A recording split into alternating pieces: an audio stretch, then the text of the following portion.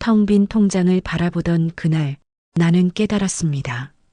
10년이라는 시간이 쌓아 올린 믿음이 단 하루 만에 무너질 수 있다는 걸요. 하지만 그 모든 일이 일어나기 전 나는 행복했습니다. 아침 9시 아파트 단지 입구 카페 창가 자리에 앉아 은영이가 오기를 기다리고 있었습니다. 창밖으로 보이는 은행나무 잎이 노랗게 물들어가고 있었고 가을 햇살은 따스했습니다.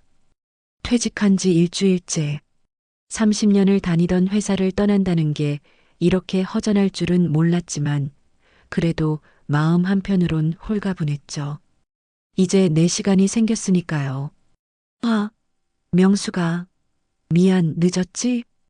은영이가 환하게 웃으며 들어왔습니다. 언제나처럼 화사한 옷차림에 향기로운 향수 냄새를 풍기며요. 아니야, 나도 방금 왔어. 거짓말이었습니다. 사실 20분 전부터 앉아 있었지만 은영이 앞에서는 항상 이렇게 여유로운 척하게 되더군요. 왜였을까요? 지금 생각해보면 그때부터 이미 나는 은영이 앞에서 작아지고 있었던 건지도 모르겠습니다. 아메리카노 2잔이요. 은영이가 주문을 하고 우리는 평소처럼 마주 앉았습니다. 커피잔을 사이에 두고 나누는 이야기들. 남편 흉, 자식 걱정, 동네 소문. 그렇게 10년을 함께 나눴던 시간들이었죠. 그나저나 명수가 퇴직금 받았다며? 축하해. 은영이가 두 손을 모아 박수를 쳤습니다. 응, 어제 통장에 들어왔어. 말을 하면서도 가슴 한편이 묵직했습니다. 30년의 땀과 눈물이 숫자로 찍힌 통장. 그게 내 인생의 전부였으니까요. 남편이 세상을 떠난 지 벌써 5년. 딸아이 수진이는 결혼해서 제 살림 차리고 이제 남은 건 나 혼자뿐이었습니다. 혼자 밥 먹고, 혼자 텔레비전 보고, 혼자 잠드는 날들. 그 외로움을 견디게 해준 건 은영이었습니다. 정말이지 은영이가 없었으면 어떻게 살았을까. 아침마다 만나 커피 한잔하며 수다 떨고 장 보러 가면 함께 가고 가끔은 영화도 보러 가던 사이. 피보다 진한 우정이란 게 있다면 우리가 그런 사이라고 생각했습니다. 그 돈 그냥 은행에 넣어둘 거야? 은영이가 커피를 한 모금 마시며 물었습니다. 응, 일단은. 나중에 수진이 애기 태어나면 좀 도와주고. 에이, 그러지 말고. 은영이가 몸을 앞으로 기울이며 목소리를 낮췄습니다. 야, 내가 아는 사람이 있어. 투자 전문가인데 안전하게 돈 불려주거든. 은행 이자보다 훨씬 좋아. 순간 가슴이 철렁했습니다. 투자. 그 말만 들어도 머리가 아팠죠. 남편이 살아생전 주식으로 날린 돈이 얼마인데요? 아니야, 난 그런 거 잘 몰라서. 야, 요즘 세상에 은행 이자로 뭐해? 1%도 안 되잖아. 내가 소개해줄 사람은 진짜 믿을 만한 사람이야. 나도 거기에 맡겨놨어. 은영이의 눈빛이 진지했습니다. 거짓말하는 눈빛이 아니었어요. 그래도 명수가 생각해봐. 그 돈으로 노후 준비 제대로 해야지. 지금 나이가 어때서 앞으로 30년은 더 살 건데. 맞는 말이었습니다. 58세. 아직 젊다고 할 수는 없지만 그렇다고 늙었다고 하기엔 애매한 나이. 퇴직금으로 30년을 버티기엔 턱없이 부족했죠. 근데 그게 안전한 거 맞아? 당연하지. 원금 보장이야. 내가 너한테 이상한 거 소개하겠어? 은영이가 내 손을 꼭 잡았습니다. 따뜻한 손이었습니다. 10년 동안 내 힘든 시절을 함께 해준 손. 남편 장례식 때 울면서 내 등을 두드려주던 손. 수진이 결혼식 날 축의금 봉투를 두둑하게 쥐어주던 손. 은영이가 날 속일 리 없지. 그렇게 생각했습니다. 그럼 한번 만나만 볼까? 그래. 내가 약속 잡아줄게. 명수가 절대 후회 안 할 거야. 은영이가 환하게 웃었습니다. 그 웃음이 참 예뻤습니다. 지금 생각하면 그 웃음 뒤에 무엇이 숨어 있었는지 몰랐던 거겠죠. 사흘 후, 은영이가 데려온 투자 전문가라는 사람은 생각보다 평범해 보였습니다. 40대 중반쯤 되어 보이는 남자. 양복을 단정히 차려입고 명함을 건네며 인사했죠. 하지만 그 사람이 설명하는 투자 상품 이야기는 솔직히 하나도 이해가 안 됐습니다. 수익률이 어쩌고, 복리가 어쩌고, 포트폴리오가 어쩌고, 내가 너무 무식한가. 옆에서 은영이가 고개를 끄덕이며 듣고 있는 걸 보니 혼자 못 알아듣는 것 같아 창피했습니다. 그러니까 제 돈이 안전하다는 거죠? 네, 물론입니다. 원금은 100% 보장됩니다. 원금 보장? 그 말만 믿었습니다. 그날 밤, 집에 돌아와 통장을 꺼내 들었습니다. 숫자를 한참 바라봤죠. 30년. 새벽같이 일어나 출근하고, 점심도 대충 때우며 일하고, 야근하고, 주말 출근하며 모은 돈. 이걸 정말 맡겨도 되는 걸까? 불안했습니다. 하지만 동시에 이런 생각도 들었죠. 은행에 넣어봤자 이자가 뭐 얼마나 되겠어. 은영이가 나한테 이상한 짓을 할 리 없고 10년 동안 그렇게 잘해줬는데 핸드폰을 들어 은영이에게 문자를 보냈습니다. 은영아, 나 해볼게. 어떻게 하면 돼? 답장은 금방 왔습니다. 명수가 잘 생각했어. 내일 만나서 통장이랑 도장만 가져와. 내가 다 알아서 해줄게. 하트 이모티콘까지 붙어 있었습니다. 그 하트가 참 따뜻해 보였습니다. 다음 날 아침, 다시 그 카페 같은 자리에서 은영이를 기다렸습니다. 가방 안에는 통장과 도장, 그리고 신분증이 들어 있었습니다. 창밖으로 은행나무 잎이 바람에 흔들렸습니다. 어제보다 더 많이 떨어져 있었죠. 괜찮을 거야. 은영이를 믿어. 스스로를 다독였습니다. 명수가, 은영이가 왔습니다. 평소보다 화장을 더 진하게 한 것 같았고 새 가방을 들고 있었습니다. 야, 그 가방 새 거야? 예쁘다. 응? 아, 응, 그냥 하나 샀어. 은영이가 잠깐 당황하는 것 같았지만 곧 웃으며 자리에 앉았습니다. 그래서 가져왔어? 통장? 응. 가방에서 통장을 꺼냈습니다. 손이 떨렸습니다. 비밀번호도 알려줘야 하는데. 아, 그거 나중에 문자로 보내줘도 돼. 아니면 지금. 은영이가 핸드폰을 꺼내 들었습니다. 순간 이상한 느낌이 들었습니다. 왜 이렇게 급하게 구는 걸까? 왜 서류도 없이 통장만 달라는 걸까? 왜 그 투자 전문가는 오늘 안 온 걸까? 은영아, 근데. 응? 은영이가 나를 쳐다봤습니다. 그 눈빛이 달랐습니다. 10년 동안 봐왔던 따뜻하고 다정했던 눈빛이 아니었어요. 뭔가 차갑고 조급해 보였습니다. 내가 예민한 건가? 아니, 그냥 내 착각이겠지. 아니야, 아무것도 아니야. 여기, 통장을 건넸습니다. 도장도 함께, 비밀번호는 0514. 수진이 생일이야. 알았어. 걱정 마. 내가 알아서 잘 처리해 줄게. 은영이가 통장을 가방에 넣으며 환하게 웃었습니다. 하지만 그 순간 스쳐 지나가는 은영이의 표정에서 나는 뭔가 이상한 것을 봤습니다. 웃고 있는 입술 뒤에 숨겨진 차갑게 굳어진 눈빛, 번쩍이는 탐욕의 빛. 아니겠지. 고개를 저었습니다. 10년 동안 가족처럼 지낸 친구인데 내가 너무 의심이 많은 거겠지. 야, 그럼 나 급한 일 있어서 먼저 갈게. 나중에 연락할게. 은영이가 커피도 다 마시지 않고 자리에서 일어났습니다. 벌써? 응, 미안. 오늘 바빠서 다음에 밥 사줄게. 손을 흔들며 서둘러 나가는 은영이의 뒷모습. 나는 그 자리에 혼자 남아 창밖을 바라봤습니다. 은행나무 잎이 또 몇 장 떨어졌습니다. 가슴 한편이 이상하게 서늘했습니다. 괜찮을 거야. 은영이를 믿어.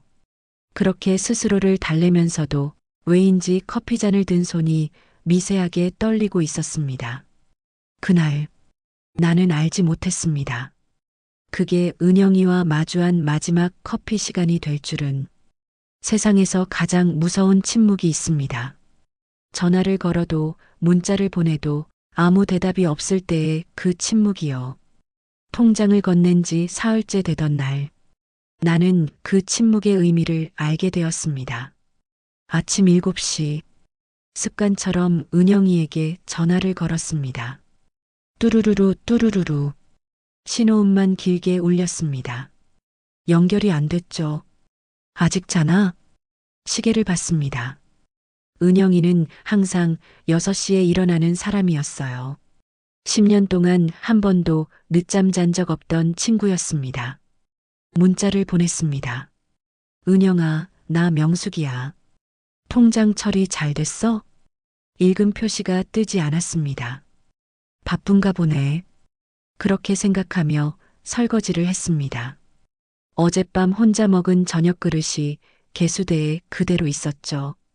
찬물에 손을 담그니 차가웠습니다. 11월이었으니까요. 그릇을 닦으면서도 자꾸 핸드폰이 신경 쓰였습니다.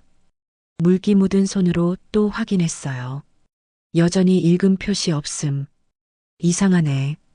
오후 2시. 더 이상 참을 수가 없었습니다. 은영이네 집으로 향했습니다. 같은 아파트 옆동. 102동 504호. 10년 동안 수없이 오갔던 길이었죠.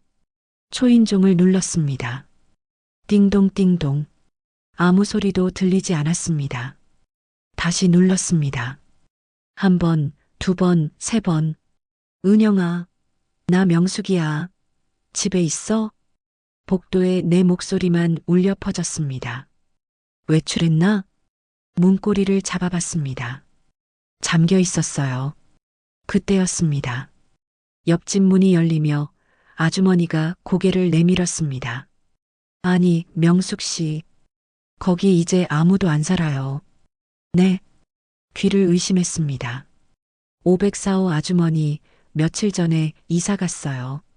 새벽에 짐 싸서 나가더라고요. 세상이 멈췄습니다. 이사요? 은영이가요? 네. 인사도 없이 그냥 가버려서 저도 이상하다 했는데 명숙 씨는 몰랐어요? 네. 목소리가 떨렸습니다. 실례합니다. 비틀거리며 계단을 내려왔습니다. 이사? 은영이가 나한테 아무 말도 없이? 머릿속이 하얘졌습니다.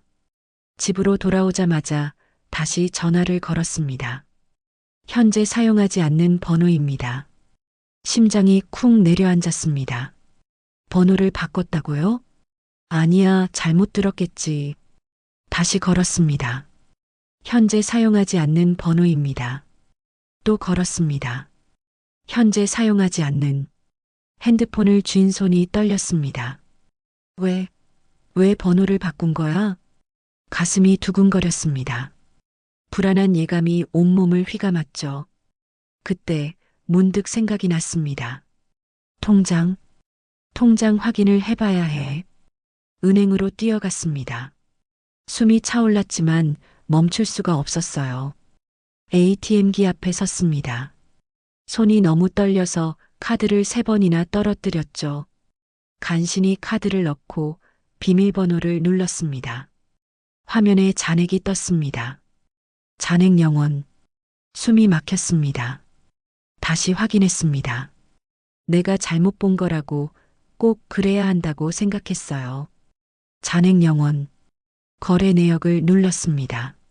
10월 23일 2시 37분 출금 3,500만 원 잔액 0원.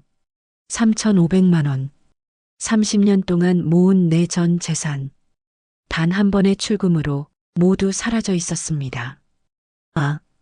신음이 새어나왔습니다. 다리에 힘이 풀렸습니다. 그 자리에 주저앉았죠. ATM기 앞 차가운 바닥. 사람들이 내 옆을 지나갔지만 아무것도 보이지 않았습니다. 은영이가 가져갔다고? 믿을 수가 없었습니다. 믿고 싶지 않았습니다.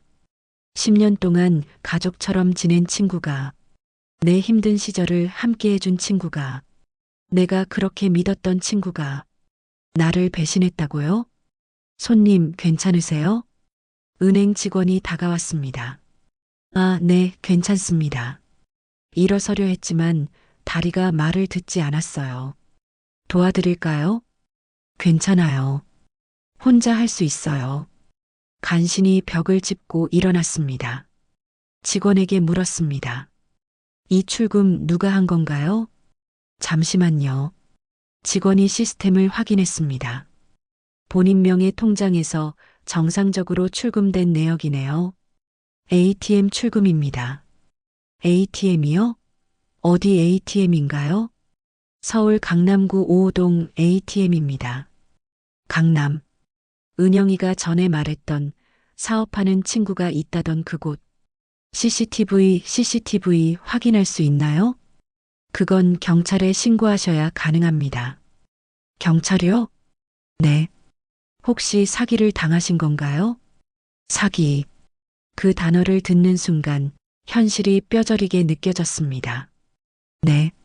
당한 것 같아요. 경찰서. 민원실 의자에 앉아 경찰관에게 사건을 설명했습니다. 그러니까 친구분께 통장과 도장, 비밀번호까지 알려주셨다는 말씀이신가요? 네, 투자한다고 해서요. 서류는요? 투자 계약서 같은 거? 없어요. 영수증이나 문자 기록은요? 문자는 있는데 투자 이야기만 있어요. 경찰관이 한숨을 쉬었습니다. 아주머니, 이건 민사예요. 사기죄로 입건하려면 처음부터 편취 목적이 있었다는 걸 증명해야 하는데 지금 상황으론. 그럼 어떻게 해요? 제 돈이에요.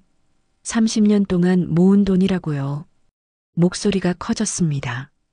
민원실에 있던 사람들이 나를 쳐다봤어요. 진정하세요, 아주머니. 일단 고소장을 접수는 할 수 있어요. 근데 돈을 돌려받을 수 있을지는 장담 못 드립니다. 친구분 연락처나 주소 아세요? 전화는 안 받고 집은 이사 갔어요. 가족 연락처는요? 몰라요. 10년 동안 알고 지냈는데 가족 이야기는 잘 안 했어요. 말을 하면서도 깨달았습니다. 나는 은영이에 대해 아무것도 모르고 있었다는 걸. 10년 동안 매일 만났지만 은영이의 진짜 모습은 한 번도 본 적이 없었던 거예요. 일단 고소장 작성하시고 연락 오면 진행하겠습니다. 네. 고개를 떨구고 경찰서를 나왔습니다. 집으로 돌아오는 길, 발걸음이 무거웠습니다. 아파트 입구를 지날 때 은영이와 함께 걷던 그 길이 눈에 들어왔어요. 아침마다 함께 걷던 길, 장 보러 가며 수다 떨던 길, 이제는 혼자 걷는 길. 엘리베이터에 올라타니 거울에 비친 내 얼굴이 보였습니다. 핏기 없는 얼굴, 텅 빈 눈빛. 나 왜 이렇게 됐지? 밤 11시, 거실불도 켜지 않은 채 소파에 앉아 있었습니다. 핸드폰을 켜서 은영이와의 대화창을 봤습니다. 수백 개의 메시지들. 명수가 오늘 날씨 좋다. 커피 마시러 갈래? 야, 이거 봐. 마트에서 세일하네. 같이 가자. 명수가 고마워. 내가 있어서 내가 산다. 모두 거짓말이었을까요? 10년의 우정이 모두 가짜였을까요? 눈물이 났습니다. 처음엔 한 방울, 두 방울. 그러다 참을 수 없이 쏟아져 나왔어요. 소리내어 울었습니다. 으아. 아무도 없는 집에서 혼자 소리내어 울었습니다. 가장 힘든 건 돈이 아니었어요. 믿음이 무너졌다는 것. 내가 의지했던 사람이 사라졌다는 것. 그리고 내가 얼마나 바보였는지 깨닫는 것. 왜 그렇게 쉽게 믿었을까? 왜 서류 하나 확인하지 않았을까? 왜 수진이한테 물어보지 않았을까? 후회가 밀려왔습니다. 하지만 이미 늦었죠. 돈도 친구도 모두 사라진 뒤였으니까요. 핸드폰이 울렸습니다. 딸 수진이었어요. 엄마, 잘 지내? 요즘 연락도 없고 해서. 응, 잘 지내. 거짓말이었습니다. 목소리가 이상한데? 감기야? 아니야, 괜찮아. 엄마, 무슨 일 있어? 아니야. 아무 일도 없어. 말할 수가 없었습니다. 내가 얼마나 바보같이 당했는지, 딸에게 물려줄 돈도 이제 없다는 것을. 그래, 그럼 다행이다. 다음 주에 갈게. 밥 먹자. 응, 그래. 전화를 끊었습니다. 그리고 다시 혼자가 되었습니다. 텅 빈 집, 텅 빈 통장, 텅 빈 가슴, 창밖을 바라봤습니다. 은행나무 잎이 다 떨어져 있었어요. 겨울이 오고 있었습니다. 차갑고 긴 겨울이. 나 어떻게 해야 하지? 대답은 없었습니다. 어둠 속에서 혼자 앉아 나는 한참을 멍하니 있었습니다. 세상이 조용해졌습니다. 너무나 조용했습니다. 평생 혼자 감당하려 했습니다. 딸에게 짐이 되고 싶지 않아서요. 하지만 그날 깨달았습니다. 진짜 용기는 혼자 버티는 게 아니라 함께 싸우는 거라는 걸요. 일주일이 지났습니다. 통장이 비었다는 사실을 알고 나서 나는 사람이 아니었습니다. 밥을 먹어도 맛이 없었고 잠을 자도 금방 깼으며 거울을 보면 낯선 사람이 서 있었죠. 수진이한테 어떻게 말하지? 그 생각뿐이었습니다. 딸이 결혼하면서 엄마 필요한 거 있으면 언제든지 말해라고 했을 때 나는 웃으며 대답했었죠. 엄마 퇴직금 있으니까 걱정 마. 그 퇴직금이 이제 없는데. 토요일 오전 초인종이 울렸습니다. 엄마, 나왔어. 수진이었습니다. 오늘이었나? 깜빡했어요. 요즘 머릿속이 하얘서 아무것도 기억이 안 났습니다. 잠깐만 서둘러 거울을 봤습니다. 핏기 없는 얼굴, 푹 꺼진 눈, 부스스한 머리. 안 되는데. 하지만 숨길 수 없었습니다. 문을 열었죠. 엄마, 왜 이렇게 늦게요? 수진의 표정이 굳었습니다. 엄마, 얼굴이 왜 그래? 응? 아니야. 그냥 좀 피곤해서. 피곤한 게 아니라 완전히 상한 것 같은데. 어디 아파? 수진이 내 이마에 손을 대려 했지만 나는 슬쩍 피했습니다. 괜찮아. 들어와. 밥 먹었어? 엄마. 수진이 내 팔을 잡았습니다. 뭔가 있지? 엄마 요즘 이상해. 전화해도 대충 받고 목소리도 떨리고. 아무것도 아니야. 엄마, 나 어린애 아니야. 보면 알아. 무슨 일 있어? 수진의 눈빛이 진지했습니다. 딸이 다 컸구나. 예전에는 내가 걱정해주던 아이였는데 이제는 날 걱정하는 어른이 되어 있었습니다. 엄마, 말문이 막혔습니다. 뭐라고 말해야 할까요? 딸아, 엄마가 바보같이 친구한테 속아서 퇴직금 다 날렸어. 그렇게 말할 수가 없었습니다. 거실 소파에 나란히 앉았습니다. 수진이 내 손을 잡았어요. 엄마 말해. 뭔데? 한참을 망설이다가 작은 목소리로 말했습니다. 돈 문제야. 돈? 퇴직금? 응. 얼마나? 다. 다가 뭐야, 전부. 고개를 끄덕였습니다. 수진의 손에 힘이 들어갔습니다. 어떻게? 무슨 일이 있었는데? 은영이 알지? 10년 동안 친하게 지내던 친구. 응, 알아. 엄마 맨날 같이 다니던 아줌마. 그 친구가 투자한다고 해서 통장을 맡겼어. 근데 목이 메었습니다. 사라졌어. 연락도 안 되고 집도 이사 가고 돈도 다 찾아갔고 뭐?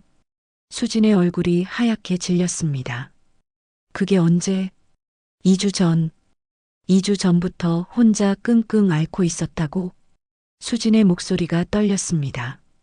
분노인지 슬픔인지 알 수 없는 목소리였어요. 미안해, 수진아. 엄마가 너무 바보 같았어. 눈물이 났습니다. 참으려 했지만 딸 앞에서는 참을 수가 없었습니다. 신고는 했어? 응, 경찰서 갔는데 민사래. 돈 돌려받기 어렵대.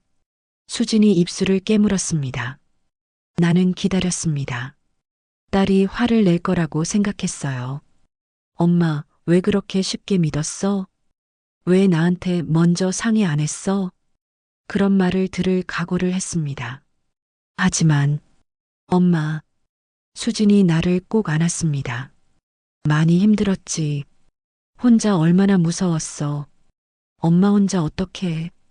수진의 목소리가 떨렸습니다. 그 순간 참았던 것들이 터져 나왔습니다. 미안해, 수진아. 엄마가 미안해. 아니야, 엄마 잘못 아니야. 나쁜 건 그 사람이지, 엄마가 아니야. 딸의 품에서 한참을 울었습니다. 30년 직장 생활하면서도 안 울었던 눈물. 남편 떠나보내고도 꾹 참았던 눈물. 다 쏟아냈습니다. 한참 후, 진정이 되고 나서 수진이 물었습니다. 그 사람 이름이 뭐야? 최은영. 나이는? 나랑 동갑. 58살. 수진이 핸드폰을 꺼냈습니다. 엄마, 그 사람 사진 있어? 은같이 찍은 거. 핸드폰을 뒤져서 사진을 찾았습니다. 작년 봄 벚꽃 놀이 갔을 때 찍은 사진. 나란히 서서 활짝 웃고 있는 사진이었죠. 그 사진을 보니 가슴이 아팠습니다. 그때도 이미 계획하고 있었던 걸까? 이 사진 나한테 보내줘. 왜? 찾을 거야. 수진의 눈빛이 달라져 있었습니다. 수진아, 엄마, 우리 가만히 있으면 안 돼. 경찰이 안 찾아준다면 우리가 직접 찾아야지. 어떻게?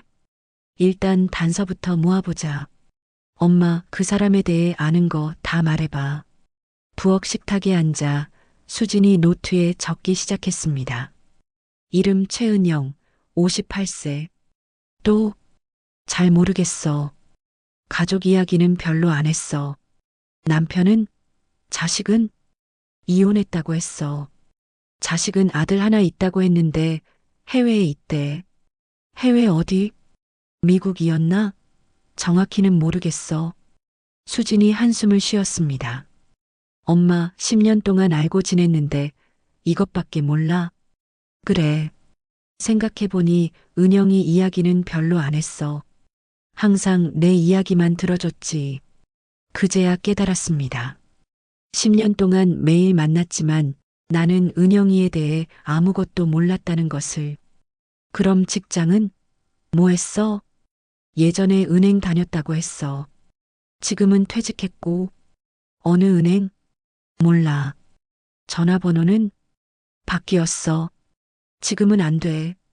수진이 노트를 내려다봤습니다. 단서가 너무 없네. 미안해. 아니야, 엄마. 괜찮아. 우리 다른 방법을 찾아보자. 수진이 고개를 들었습니다. 엄마, 그 사람이 처음 이사 왔을 때 기억나? 어떻게 친해졌어? 엘리베이터에서 처음 봤어. 이사 온다고 인사하더라고. 그때 이삿짐 센터 이름 기억나? 아니, 기억 안 나. 관리사무소에 물어보면 되겠다. 분명 기록 있을 거야. 수진이 벌떡 일어났습니다. 엄마, 지금 관리사무소 가보자. 아파트 관리사무소. 관리소장 아저씨가 고개를 갸우뚱했습니다. 백이동 504호요? 잠깐만요. 컴퓨터를 확인했습니다. 아, 최은영 씨. 10년 전에 입주하셨네요.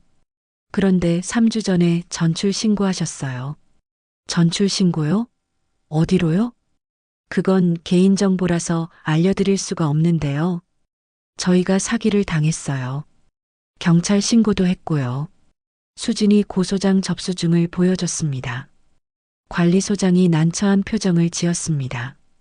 그래도 이건 경찰이 와서 공식적으로 요청해야. 그럼 이삿짐 센터라도 알려주실 수 있나요? 10년 전 입주할 때 어느 업체 썼는지요. 그것도 기록이 없을 텐데. CCTV는요? 3주 전 이사 갈 때 CCTV 확인할 수 있나요? CCTV는 2주까지만 보관돼요. 지금은 다 지워졌을 거예요. 막막했습니다. 집으로 돌아오는 길, 수진이 중얼거렸습니다. 엄마, 그 사람이 돈 찾아간 ATM이 강남이라고 했지? 응, 경찰이 그러더라. 정확히 어디? 5호동이라고 했어. 거기 가보자. 뭐? CCTV. ATM CCTV는 은행이 더 오래 보관할 거야. 가서 확인해 보자. 은행에서 보여줄까? 일단 가보자. 안 되면 경찰한테 다시 부탁하든지. 다음 날 월요일, 수진이 회사 반차를 냈습니다. 우리는 강남으로 향했습니다. ATM이 있는 은행 지점. 생각보다 큰 지점이었어요. 손님, 무슨 일로 오셨어요? 직원에게 사정을 설명했습니다. 죄송하지만 CCTV는 경찰 요청 없이는 보여드릴 수 없어요. 그럼 경찰한테 부탁하면 되는 거죠? 네, 공문이 오면 협조해드립니다. 다시 경찰서 담당 형사에게 부탁했습니다. CCTV 확인 요청 좀 해주세요. 어르신 말씀드렸잖아요. 이건 민사예요. 그래도 CCTV만 확인해 주시면 법적으로 저희가 할 수 있는 게 없어요. 고소는 접수됐지만 수사 진행은 어렵습니다. 수진이 나섰습니다. 형사님, 우리 엄마 평생 모은 돈이에요. 30년 동안 일해서 모은 전 재산이라고요. 마음은 이해하는데 마음만 이해하지 마시고 도와주세요. 수진의 목소리가 높아졌습니다. 수진아, 내가 딸의 팔을 잡았습니다. 형사가 난처한 표정을 지었습니다. 알겠습니다. CCTV 요청만 해드리겠습니다. 근데 그게 범인 특정으로 이어질지는 장담 못해요. 감사합니다. 일주일 후 CCTV 영상을 받았습니다. 화면 속에 은영이가 ATM 앞에 서 있었습니다. 내 통장으로 돈을 찾는 모습, 그 순간을 보는 게 너무 고통스러웠습니다. 엄마, 괜찮아? 응. 화면 속 은영이는 내가 아는 은영이가 아니었습니다. 차갑고 무표정한 얼굴, 빠르게 돈을 찾아 가방에 넣는 모습, 10년이 거짓이었구나. 엄마, 이 사람 오빠. 검은 패딩에 청바지, 그리고 이 가방. 수진이 화면을 확대했습니다. 이 가방 명품이야. 루이비통. 엄마, 이 사람 돈 있었어. 투자할 만큼 여유 있는 사람이 명품 가방을 들고 다녔다고. 그제야 보였습니다. 은영이가 항상 새 옷을 입고 명품 가방을 들고 비싼 화장품을 쓰던 것. 나는 한 번도 의심하지 않았습니다. 돈이 필요한 사람이 저렇게 살 수 있을까? 너무 순진했던 거죠. 엄마, 우리 포기하지 말자. 이 사람 분명히 흔적이 있을 거야. 수진이 내 손을 잡았습니다. 우리 꼭 찾아내자. 고개를 끄덕였습니다. 그래, 포기하면 안 돼. 그날 밤, 수진이 노트북을 열었습니다. 엄마, SNS 해? 나, 안 해. 그 사람은? 몰라. 이름으로 검색해보자. 수진이 페이스북, 인스타그램을 뒤졌습니다. 최은영 너무 많네. 하나하나 프로필을 확인했지만 은영이는 없었습니다. 가명을 썼을 수도 있어. 그럼 어떡해. 그때 수진이 뭔가 생각난 듯 손가락을 튕겼습니다. 엄마, 혹시 그 사람이랑 같이 만났던 다른 사람 있어? 친구라든지. 있어. 박정이라고 같은 아파트 사는 사람. 전화번호 있어? 응. 다음 날 박정혜 씨를 만났습니다. 카페에서 마주 앉았죠. 명숙 씨, 무슨 일이세요? 은영이 연락 안 돼요? 아, 은영이요? 저도 연락 안 돼요. 갑자기 이사 갔다던데. 어디로 갔는지 아세요? 아니요, 저도 몰라요.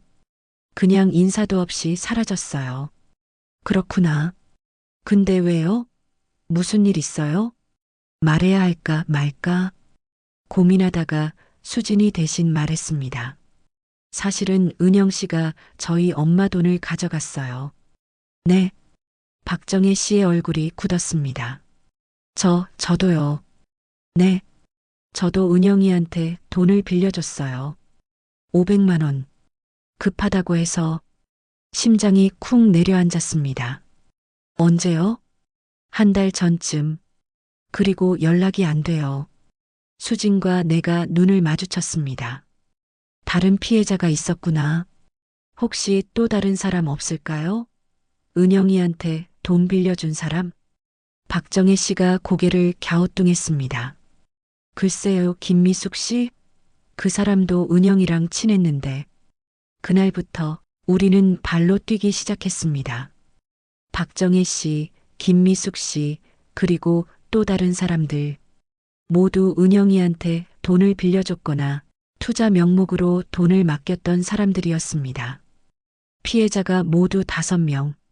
금액을 합치니 1억이 넘었습니다. 엄마, 이 사람들이랑 같이 고소하면 어때? 그래, 그게 나을 것 같아. 일주일 후 5명의 피해자가 함께 경찰서에 갔습니다. 이번엔 형사의 태도가 달랐습니다. 피해자가 이렇게 많으면 조직적 사기로 볼 수 있겠는데요. 정말요? 네. 일단 수사 들어가겠습니다. 처음으로 빛이 보였습니다. 집으로 돌아오는 길, 수진이 말했습니다. 엄마, 우리 잘하고 있어. 응. 포기하지 않아서 다행이야. 수진의 손을 꼭 잡았습니다. 그래, 포기하지 않아서 다행이야. 아직 은영이를 찾지 못했지만 우리는 혼자가 아니었습니다. 함께 싸우는 사람들이 있었고 무엇보다 딸이 내 곁에 있었습니다.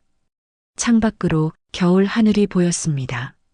아직 춥지만 조금씩 봄이 가까워지고 있는 것 같았습니다.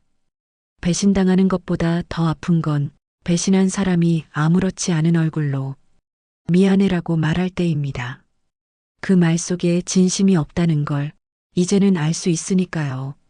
수사가 시작된 지 한 달. 경찰에게서 연락이 왔습니다. 최은영 씨를 찾았습니다. 심장이 쿵 내려앉았습니다. 어디예요? 부산입니다. 내일 출석 요구할 예정입니다. 부산. 은영이가 부산에 있었다는 게 믿기지 않았습니다. 10년 동안 서울에 살던 사람이 왜 갑자기 부산으로 갔을까요? 도망친 거구나. 일주일 후 경찰서 조사실. 은영이가 왔습니다. 유리문 너머로 그 사람이 보였습니다. 10년 동안 매일 봤던 얼굴.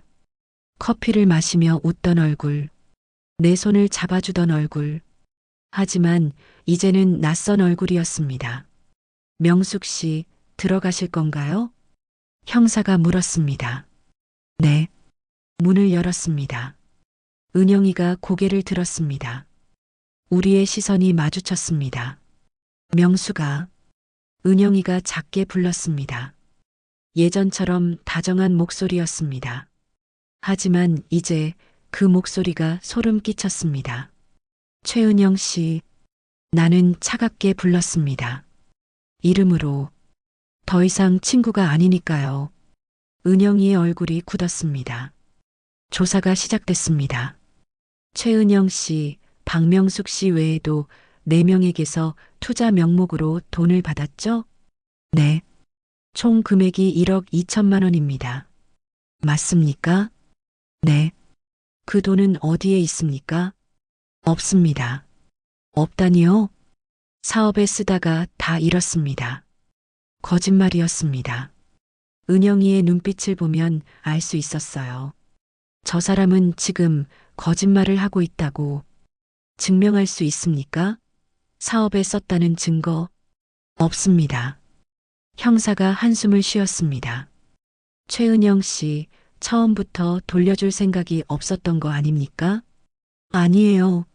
진짜 사업하려고 했어요. 근데 안 돼서.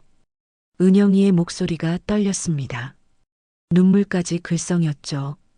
또 연기하는 거야. 10년 동안 속았던 나였지만 이제는 알 수 있었습니다. 저 눈물이 가짜라는 것을. 조사가 끝나고 복도에서 은영이와 마주쳤습니다. 우리 둘만 남았습니다. 명수가. 은영이가 다가왔습니다. 다가오지 마. 나는 한 걸음 물러섰습니다. 명수가 미안해. 진짜 미안해. 나도 어쩔 수 없었어. 빚이 너무 많아서. 그래서 나를 이용한 거야? 아니야, 이용한 게 아니라. 10년이 뭐였어? 목소리가 떨렸습니다.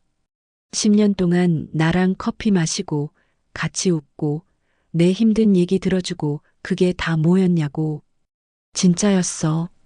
우리 우정은 진짜였어. 거짓말. 소리가 나왔습니다. 진짜 우정이었으면 내 전 재산을 가져가지 않았을 거야. 진짜 우정이었으면 연락 한 번이라도 했을 거야. 은영이가 고개를 떨구었습니다. 미안해. 미안하면 다야? 가슴이 터질 것 같았습니다. 30년 동안 모은 돈이야. 내가 얼마나 힘들게 모았는지 알아? 새벽같이 일어나서 일하고 점심도 굶으면서 모은 돈이라고. 너는 그게 뭔지 알기나 해? 아니지, 모르겠지. 남의 돈이니까. 은영이가 눈물을 흘렸습니다. 명수가 나도 힘들었어. 정말 어쩔 수 없었어. 그럼 나는 안 힘들 것 같아? 목소리가 커졌습니다. 나 지금 어떻게 사는지 알아? 매일 밤 잠도 못 자. 밥도 못 먹어. 딸한테 미안해서 얼굴도 못 봐. 그게 다 너 때문이야. 미안해, 정말 미안해. 미안하다고 돈이 돌아와? 미안하다고 내 인생이 돌아와? 은영이가 아무 말도 하지 못했습니다. 그냥 고개만 떨구고 서 있었죠. 그 모습을 보니 더 화가 났습니다. 왜 대답을 안 해? 왜 변명도 제대로 못 해? 은영아. 마지막으로 이름을 불렀습니다. 10년이 진짜였다면 돈 돌려줘. 그게 내가 할 수 있는 마지막 우정이야. 은영이가 고개를 들었습니다. 눈물로 범벅이 된 얼굴이었습니다. 하지만 그 눈빛은 여전히 차갑고 공허했습니다. 돈은 정말 없어. 그 말을 듣는 순간 모든 게 끝났다는 걸 알았습니다. 한 달 후 법원. 은영이의 재판이 있었습니다. 피해자 5명이 모두 방청석에 앉았습니다. 나, 박정혜 씨, 김미숙 씨, 그리고 2명 더. 수진이가 내 손을 잡았습니다. 엄마, 괜찮아? 응. 거짓말이었습니다. 괜찮을 리 없었죠. 재판장이 들어왔습니다. 피고인 최은영, 앞으로. 은영이가 일어났습니다. 검은 정장을 입고 머리를 단정히 묶었더군요. 예전에 같이 장 보러 갈 때 입던 화사한 옷차림이 아니었습니다. 피고인은 2024년 10월부터 11월까지 피해자 5명에게 투자 명목으로 총 1억 2천만 원을 편취한 혐의를 받고 있습니다. 검사가 기소 내용을 읽었습니다. 피고인, 인정합니까? 일부만 인정합니다. 은영이의 목소리가 들렸습니다. 일부만? 네. 돈을 받은 건 맞지만 사기 의도는 없었습니다. 정말 사업을 하려고 했습니다. 또 거짓말이었습니다. 증거가 있습니까? 없습니다. 그럼 돈은 어디에 썼습니까? 빚 갚는 데 썼습니다. 순간 방청석이 술렁였습니다. 투자가 아니라 빚이었다고? 얼마의 빚이 있었습니까? 8천만 원. 그 빚은 언제 생긴 겁니까? 2년 전입니다. 검사가 서류를 넘겼습니다. 피고인은 2년 전 지인 사업에 투자했다가 실패했고 그 과정에서 8천만 원의 빚을 졌습니다. 맞습니까? 네. 그리고 그 빚을 갚기 위해 피해자들에게 투자 명목으로 돈을 받은 겁니까? 은영이가 대답하지 못했습니다. 진실이 드러나는 순간이었습니다. 처음부터 계획이었구나. 10년 우정이 아니었습니다. 은영이는 처음부터 나를 이용할 생각이었던 거죠. 재판이 끝나고 판결문이 낭독됐습니다. 피고인 최은영에게 징역 2년을 선고한다. 2년. 단 2년이었습니다. 다만 피해 배상이 이루어지지 않은 점을 고려하여 배상은 없었습니다. 돈은 돌아오지 않는다는 뜻이었죠. 법정을 나왔습니다. 다리가 풀렸습니다. 엄마. 수진이가 나를 붙잡았습니다. 괜찮아? 응. 거짓말이었습니다. 괜찮을 리 없었어요. 2년형을 살면 뭐합니까? 돈은 돌아오지 않는데 30년 동안 모은 돈, 내 인생의 전부였던 돈, 영원히 사라진 건데 법원 계단에 앉았습니다. 피해자들이 모여 있었습니다. 모두 비슷한 표정이었죠. 허탈함, 분노, 절망. 2년이 뭐야 겨우 2년. 박정혜 씨가 중얼거렸습니다. 돈도 못 받는데 2년형이 무슨 소용이야. 김미숙 씨가 울먹였습니다. 모두 같은 마음이었습니다. 이게 끝이야? 30년을 일해서 모은 돈, 가족처럼 믿었던 사람, 10년의 우정, 그 모든 게 단 2년형으로 끝나는 거야? 명숙 씨, 박정혜 씨가 내 어깨를 두드렸습니다. 우리 그래도 함께 싸웠잖아요. 혼자였으면 이것도 못했을 거예요. 맞는 말이었습니다. 혼자였다면 고소조차 못했을 겁니다. 그리고 수진이가 내 손을 잡았습니다. 엄마, 돈은 못 찾았지만 엄마는 혼자가 아니야. 눈물이 났습니다. 우리가 있잖아. 나도 있고 이분들도 있고. 수진의 손이 따뜻했습니다. 엄마, 이제 그만 울어도 돼. 엄마 잘못 아니야. 응. 고개를 끄덕였습니다. 그래도 눈물은 멈추지 않았습니다. 그날 저녁, 집으로 돌아왔습니다. 텅 빈 집. 하지만 이번엔 완전히 혼자는 아니었습니다. 수진이가 함께 있었으니까요. 엄마 라면 끓일게. 응. 부엌에서 물 끓는 소리가 들렸습니다. 딸이 움직이는 소리가 들렸습니다. 그 소리가 위로가 됐습니다. 나 혼자가 아니구나. 창밖을 봤습니다. 겨울이 깊어지고 있었습니다. 은행나무는 앙상하게 가지만 남았고 바람은 차가웠습니다. 하지만 그 나무도 봄이 오면 다시 잎을 틀 거예요. 나도 그럴 수 있을까요? 다시 일어설 수 있을까요? 엄마 라면 됐어. 수진이 불렀습니다. 식탁에 앉았습니다. 김이 모락모락 나는 라면. 간단하지만 따뜻한 밥상이었습니다. 엄마, 내일부터 다시 시작하자. 응? 돈은 못 찾았지만 우리 살아야지. 엄마도 일 찾아보고 나도 엄마 도와줄게. 수진아. 엄마, 이제 그만 자책해. 엄마는 나쁜 사람한테 당한 거야. 엄마 잘못이 아니야. 수진이 내 손을 잡았습니다. 우리 이겨내자. 꼭. 눈물이 또 났습니다. 하지만 이번엔 조금 다른 눈물이었습니다. 절망의 눈물이 아니라 희망의 눈물. 아주 작지만 희망이 보였습니다. 딸이 있고 함께 싸운 사람들이 있고 무엇보다 나 자신이 포기하지 않았으니까요. 그래, 수진아. 우리 이겨내자. 라면을 한 입 먹었습니다. 맛있었습니다.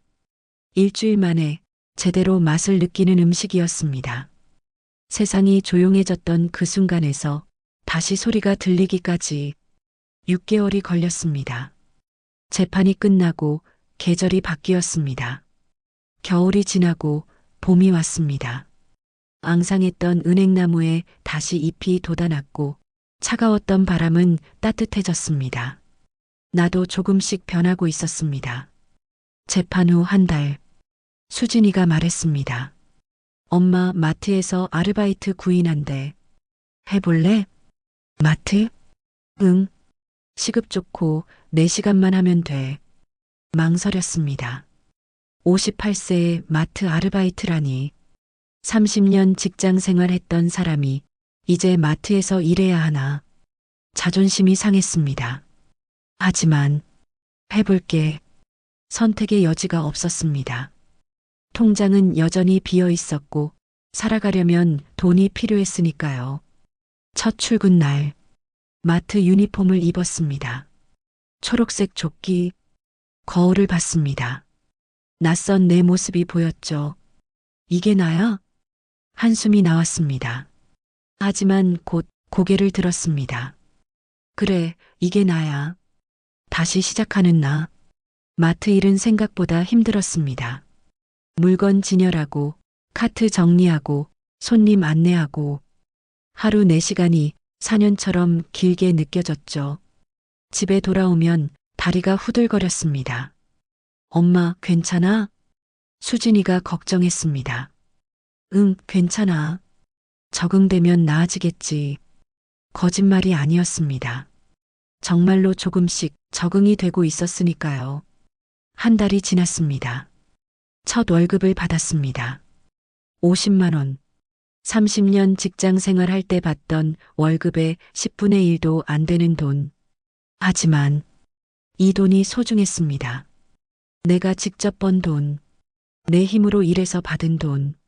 누가 준 게 아니라 내가 만든 돈이었습니다. 통장에 입금했습니다. 50만 원. 텅 비었던 통장에 처음으로 찍힌 숫자. 눈물이 났습니다. 나 다시 시작했구나. 어느 일요일 아침 수진이가 왔습니다. 엄마, 나가자. 어디? 카페. 카페.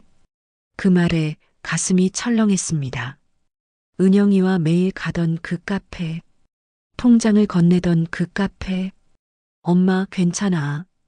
다른 카페야. 수진이가 내 손을 잡았습니다. 새로운 카페.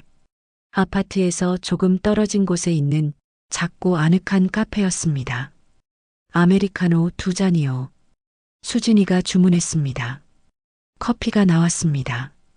김이 모락모락 피어오르는 커피. 한 모금 마셨습니다. 맛있다. 진심이었습니다. 엄마, 이제 좀 어때? 응? 마음이. 응? 조금 나아진 것 같아. 거짓말이 아니었습니다. 예전처럼 매일 밤 울지는 않았고, 밥도 조금씩 먹을 수 있었고, 잠도 잘 수 있었습니다.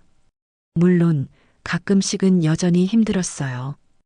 은영이 생각이 나면 가슴이 아팠고, 잃어버린 돈 생각을 하면 한숨이 나왔죠. 하지만, 예전처럼 무너지지는 않았습니다. 나 혼자가 아니니까. 엄마. 수진이가 내 손을 잡았습니다. 나 엄마 자랑스러워. 응? 이렇게 다시 일어선 거 정말 대단해. 가슴이 뜨거워졌습니다. 고마워, 수진아. 내가 있어서 엄마가 버틸 수 있었어. 엄마, 앞으로도 힘든 일 있으면 나한테 꼭 말해. 알았지? 응, 알았어. 약속? 약속? 우리는 서로 웃었습니다. 커피를 마시며 딸과 함께 앉아 있는 이 순간이 참 소중하게 느껴졌습니다. 어느 날, 마트에서 일하다가 손님 한 분이 말을 걸었습니다. 저기요, 이거 어디 있어요? 아, 3번 통로에 있습니다. 감사합니다. 손님이 웃으며 갔습니다. 그 순간 이상한 느낌이 들었습니다. 내가 누군가에게 도움이 됐구나. 작은 일이었지만 그게 좋았습니다. 예전에는 친구에게 의지했지만 이제는 내가 누군가를 도울 수 있는 사람이 되어 있었습니다. 작은 변화였지만 큰 의미가 있었습니다. 6개월이 지났습니다. 어느 토요일 아침 혼자 집에서 커피를 내렸습니다. 작은 커피포트에 물을 끓이고 드립백을 올려 천천히 물을 부었습니다. 커피 향이 집안에 퍼졌습니다. 컵에 커피를 따라 창가에 앉았습니다. 은행나무가 보였습니다. 초록잎이 가득한 나무. 6개월 전 이 나무는 앙상했었죠. 하지만 지금은 이렇게 생명으로 가득합니다. 나도 그런 것 같아. 커피를 한 모금 마셨습니다. 따뜻했습니다. 이제는 괜찮아. 돈은 돌아오지 않았습니다. 은영이는 여전히 감옥에 있고 내 3,500만 원은 영원히 사라졌습니다. 하지만 나는 살아있습니다. 딸이 있고 일이 있고 매일 아침 마시는 커피가 있습니다. 그리고 무엇보다 나 자신이 있습니다. 핸드폰이 울렸습니다. 박정혜 씨였습니다. 명숙 씨, 안녕하세요. 요즘 어떻게 지내세요? 잘 지내요. 정희 씨는요? 저도요. 아, 그리고 다음 주에 우리 피해자 모임 있어요. 오실 거죠? 피해자 모임. 재판 이후 우리는 한 달에 한 번씩 만나기로 했습니다. 서로 위로하고 격려하기 위해서요. 네, 갈게요. 좋아요. 그럼 다음 주에 봐요. 전화를 끊었습니다. 나 혼자가 아니구나. 같은 아픔을 겪은 사람들이 있고 그들과 함께 이겨내고 있습니다. 그날 오후 수진이가 손주를 데리고 왔습니다. 아직 돌도 안 된 아기. 내 첫 손주였죠. 엄마 안아봐. 조심스럽게 아기를 안았습니다. 작고 따뜻한 아기. 할머니야. 우리 손주. 아기가 웃었습니다. 그 웃음을 보니 가슴이 벅차올랐습니다. 나 할머니가 됐구나. 돈은 잃어버렸지만 손주는 생겼습니다. 퇴직금은 사라졌지만 새로운 가족이 늘어났습니다. 엄마, 이 아이한테 뭐라고 불러? 명숙 할머니? 아니, 짧게. 명숙이 할머니? 그냥 할미? 우리는 웃었습니다. 아기를 안고 딸과 함께 웃는 이 순간. 이게 행복이었습니다. 돈으로 살 수 없는 진짜 행복. 저녁, 수진이 돌아가고 다시 혼자가 되었습니다. 하지만 이번엔 외롭지 않았습니다. 거실 소파에 앉아 창밖을 바라봤습니다. 석양이 지고 있었습니다. 노을이 아름다웠습니다. 이런 노을을 언제 봤었나? 그동안 너무 바쁘게 살았습니다. 30년 동안 일하느라, 은영이한테 의지하느라, 돈 잃고 절망하느라, 정작 중요한 것들을 놓치고 살았죠. 노을, 커피 향, 딸의 웃음, 손주의 따뜻함. 이런 작은 것들이 진짜 소중한 거였습니다. 노트를 꺼냈습니다. 펜을 들었습니다. 그리고 적기 시작했습니다. 나에게 사람을 믿는 건 잘못이 아니야. 하지만 돈 앞에서는 조심해야 해. 이제는 말보다 증거를 먼저 볼 거야. 서류 없이 돈을 맡기는 일은 없을 거야. 그리고 무엇보다 내 인생의 중심은 친구가 아니라 나 자신이라는 것. 나를 먼저 사랑하고 나를 먼저 지키고 나를 위해 살 거야. 친구는 소중하지만 나 자신은 더 소중해. 펜을 내려놓았습니다. 가슴이 편안해졌습니다. 그날 밤 침대에 누워 천장을 바라봤습니다. 은영아, 마음속으로 불렀습니다. 너를 용서할 순 없어. 내가 한 일은 절대 정당화될 수 없어. 하지만 나는 이제 너에게 묶여있지 않을 거야. 너 때문에 내 인생을 망치지 않을 거야. 나는 살아갈 거야. 다시 웃을 거야. 행복할 거야. 그게 내가 할 수 있는 가장 큰 복수니까. 눈을 감았습니다. 편안하게 잠이 들었습니다. 다음 날 아침 알람이 울렸습니다. 일어나 커튼을 열었습니다. 햇살이 쏟아져 들어왔습니다. 밖을 봤습니다. 은행나무 잎이 바람에 흔들리고 있었습니다. 새들이 지저귀고 아이들이 뛰어놀고 세상은 여전히 돌아가고 있었습니다. 좋아. 혼잣말을 했습니다. 오늘도 시작해보자. 유니폼을 입었습니다. 초록색 조끼, 이제는 익숙해진 옷이었습니다. 거울을 봤습니다. 58세의 여자, 돈을 잃었지만 일어선 여자, 친구에게 배신당했지만 다시 웃는 여자, 잘하고 있어. 스스로에게 말했습니다. 명수가, 넌 잘하고 있어. 집을 나섰습니다.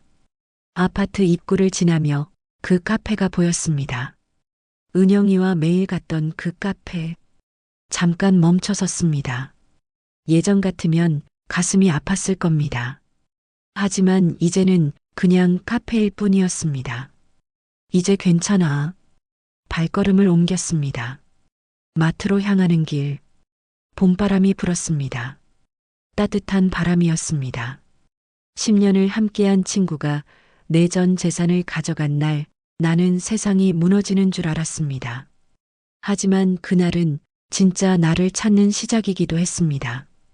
돈은 다시 모으면 됩니다. 친구는 다시 사귀면 됩니다. 하지만 나 자신을 잃어버리면 그건 영원히 되찾을 수 없는 거죠. 이제 저는 압니다. 진짜 믿어야 할 건 타인이 아니라 나 자신이라는 것을. 그리고 진짜 행복은 큰 것이 아니라 작은 것에 있다는 것을요.